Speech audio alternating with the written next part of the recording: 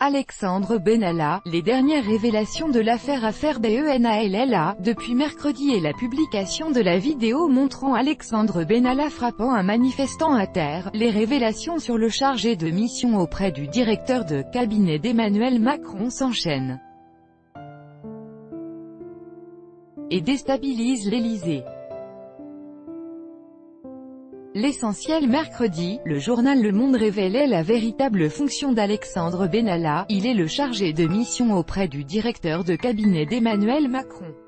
Le 1er mai dernier, il a été filmé en train de frapper un manifestant à terre, à Paris.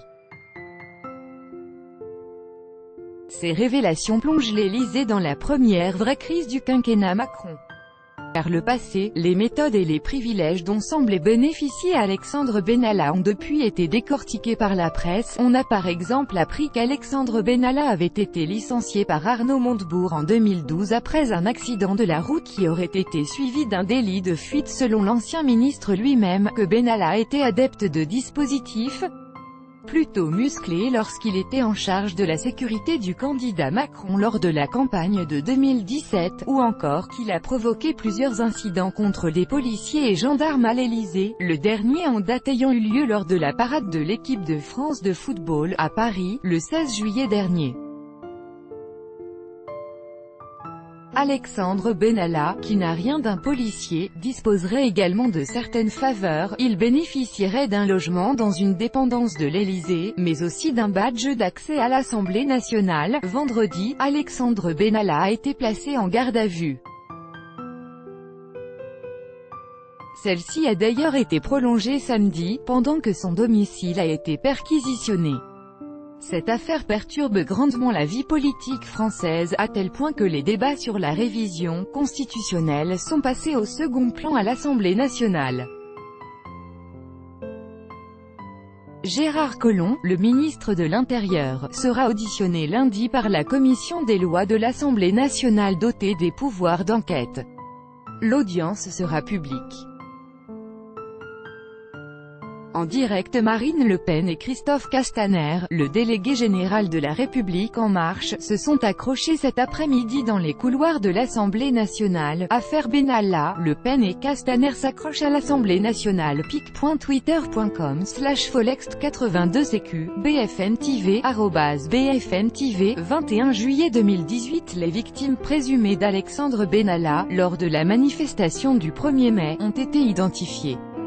Selon France Info, elles ont demandé à être entendues. Jean-Luc Mélenchon s'est à nouveau exprimé samedi sur l'affaire Benalla. Il y a un ensemble de barbouzes autour du président de la République, a-t-il affirmé en direct sur BFM TV. Je veux savoir combien ils étaient à l'Élysée à faire ce travail et qui les commandait. Est-ce qu'Emmanuel Macron était aux commandes, a-t-il lancé. La commission des lois de l'Assemblée nationale, dotée des pouvoirs d'enquête, entendra Gérard Collomb lundi. Après de longs et vifs débats, les parlementaires ont décidé que l'audition serait publique. C'est le droit des Français d'avoir toute la lumière, toute la vérité et d'entendre ce que chacun des responsables que nous allons auditionner a à dire, a réagi le député de Seine-Saint-Denis et président du groupe UDI, Jean-Christophe Lagarde. Les députés sont réunis pour débattre de la réforme constitutionnelle, mais il n'y a qu'un seul sujet dans l'hémicycle ce samedi, l'affaire Benalla. Certains veulent prendre en otage le texte constitutionnel. Personne n'est dupe, a lancé la garde des Sceaux, Nicole Belloubet. Vous voulez absolument lier deux sujets qui n'ont pas de connexion. L'un relève d'une affaire individuelle, l'autre relève d'une question d'intérêt collectif, a-t-elle poursuivi. Un communiqué de la présidence de l'Assemblée nationale explique que un quota de badge est attribué, en vertu du règlement, au cabinet du président de la République tout comme aux membres du cabinet des ministres. Le texte précise aussi que le badge d'Alexandre Benalla a été désactivé vendredi, après une suspension demandée par Christian Jacob, le président du groupe Les Républicains. La séance reprend à l'Assemblée nationale. Marine Le Pen prend la parole. Il est incroyable ce monsieur Benalla. À chaque fois qu'on ouvre une porte, il est derrière. En réponse à la dernière révélation sur le fait qu'Alexandre Benalla possédait un badge pour accéder à l'Assemblée nationale, François de Rugy répond. Le président de l'Assemblée assure qu'il est fréquent que certains collaborateurs de ministres et du président aient de tels badges qu'il existe une demi-douzaine de badges pour le cabinet d'Emmanuel Macron. Nouveau rebondissement dans l'affaire Benalla, la séance, déjà mouvementée, a été interrompue après que le député Les Républicains Marc Le Fur a prouvé qu'Alexandre Benalla était en possession d'un badge lui permettant l'accès au Palais Bourbon. Selon une information de France Info, le domicile d'Alexandre Benalla, placé en garde à vue depuis vendredi matin, a été perquisitionné ce matin. Après une journée de tractation, un accord a finalement été trouvé. Le ministre de l'Intérieur Gérard Collomb sera auditionné publiquement lundi à 10 h par la commission des lois de l'Assemblée nationale, dotée des pouvoirs d'enquête. L'information a été annoncée ce matin par la présidente de la commission Yaël Braun-Pivet, LREM. L'audition sera également retransmise. Gérard Collomb sera également entendu par le Sénat mardi en fin d'après-midi. Les 3 fonctionnaires de la préfecture de police qui ont été suspendus vendredi dans le cadre de l'affaire ont été placés en garde à vue samedi matin pour détournement d'images issues d'un système de vidéoprotection et violation du secret professionnel, a indiqué le parquet de Paris. La présidente du Rassemblement national a réagi sur l'affaire Benalla au micro de LCI. La République en marche cherche à limiter cette commission d'enquête à l'analyse des faits du premier ami. Or, il y a des faits politiques très lourds et très graves qui se dessinent derrière les faits commis par Alexandre Benalla et Vincent Crase, ce qui exclut le dérapage individuel de quelqu'un qui a accordé des passe-droits exorbitants à ces individus, qui les a protégés, qui leur permet d'intervenir partout et en toutes circonstances en se faisant passer pour des policiers. Il faut qu'on aille chercher les responsabilités politiques derrière ces agissements, a-t-elle déclaré. La réunion de la commission des lois à l'Assemblée nationale n'a apparemment pas réglé les divergences entre la majorité et l'opposition. Les députés LR et PCF réclament la suspension du débat sur la réforme constitutionnelle, prévue la semaine prochaine. Durant toute la durée des travaux de la commission d'enquête, le parquet de Paris a annoncé aux alentours de 11 h que les gardes d'Alexandre Benalla et de Vincent Crase étaient prolongés de 24 heures. Selon les informations de France Info, Alexandre Benalla et Vincent Crase n'ont pas fait valoir leur droit au silence pendant leur garde à vue. Les 2 hommes répondent aux questions des enquêteurs depuis vendredi matin, dans les locaux de la police judiciaire, dans le 17e arrondissement de Paris. Dans une interview accordée au journal Le Monde de ce samedi, Jean-Luc Mélenchon compare l'affaire Benalla au Watergate, le scandale d'espionnage politique qui avait conduit à la démission du président des États-Unis, Richard Nixon, en 1974. C'est aussi une situation énorme. L'un enregistrait des opposants dans son bureau, celui-ci s'organise une milice personnelle. Ce n'est pas rien. Nous sommes en République. Il faudrait quand même se le rappeler. Si on ne réagit pas, c'est la porte ouverte à une forme de barbarie où chaque responsable qui exerce un pouvoir serait autorisé à l'exercer sans limite, poursuit le député dans les colonnes du quotidien. Alexandre Benalla, l'ancien chargé de mission placé en garde à vue depuis hier, devait, selon les informations de BFM TV, se marier ce samedi à la mairie d'Issy-les-Moulineaux, dans les Hauts-de-Seine. Le mariage a évidemment été annulé. 20, 7, 18, 23h45. Fin du direct. Benalla toujours en garde à vue. Fin du live. C'est la fin de ce direct. Merci de nous avoir suivis. En résumé, Alexandre Benalla a été mis en garde à vue aujourd'hui. À l'heure actuelle, il est encore entendu. Une perquisition a été réalisée vers 21 h à son domicile. L'homme a été aperçu aux côtés des policiers. Mardi 24 juillet, Gérard Collomb sera entendu dans le cadre de la procédure 20, 7, 18, 23h25. Échec de la commission d'enquête en charge du dossier Benalla dans l'affaire Benalla. C'est la commission des lois de l'Assemblée nationale qui est dotée des pouvoirs d'enquête parlementaire. Ce vendredi 20 juillet, elle a échoué à se mettre d'accord sur un calendrier d'audition. Par conséquent, la présidente de la commission des lois Yael Braun-Pivet convoquera de nouveau la commission dès demain matin à 9h30. Lire plus en savoir plus. Vidéo d'Alexandre Benalla. Sur la première vidéo qui est à l'origine de cette affaire, on voit l'intervention musclée de plusieurs CRS lors d'une manifestation en marge du 1er mai. Dans une certaine confusion, on voit rapidement un homme en civil, mais la tête couverte par un casque de CRS, intervenir. En premier lieu, il tire puis escorte une jeune femme hors de l'agitation, puis il réapparaît un peu plus tard pour cette fois-ci frapper un jeune homme à terre, déjà maîtrisé par les forces de l'ordre.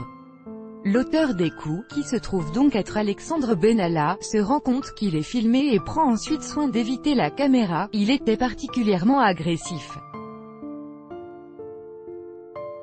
Il avait peur d'être reconnu, et il a vite fui les caméras, indique Abou Hafs, l'auteur de la vidéo, voir ici. Une deuxième vidéo a été rendue publique ce vendredi 20 juillet 2018, par le Huffington Post. Une vidéo sur laquelle, on peut voir Alexandre Benalla s'en prendre à un autre manifestant, cette fois-ci une femme. Ces images viennent compléter la première vidéo sur laquelle Alexandre Benalla disparaît du champ environ 40 secondes. Cette vidéo montre ainsi Alexandre Benalla saisir par le cou la jeune femme avant de la plaquer contre la vitrine d'un bar. Voir la vidéo ici. Alerte à violence policière. Des policiers tabassent et gazent tout le monde. Place CONTRESCARPE.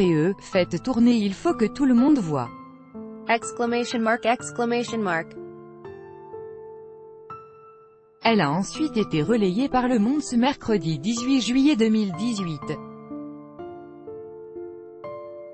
Cette courte séquence remonte au 1er mai dernier, quand des affrontements avaient éclaté entre des jeunes manifestants et les CRS sur la place de la Contrescarpe, dans le 5e arrondissement de Paris. À l'époque, Alexandre Benalla était chargé de mission auprès du chef de cabinet du président de la République, affecté à sa sécurité. Mais ce jour-là, celui qui a également été en charge de la sécurité de François Hollande était en congé. Alexandre Benalla agissait dans le cadre de l'un de ses jours de congé, et ne devrait avoir qu'un rôle d'observateur, a assuré ce jeudi Bruno Roger Petit, le porte-parole de l'Élysée.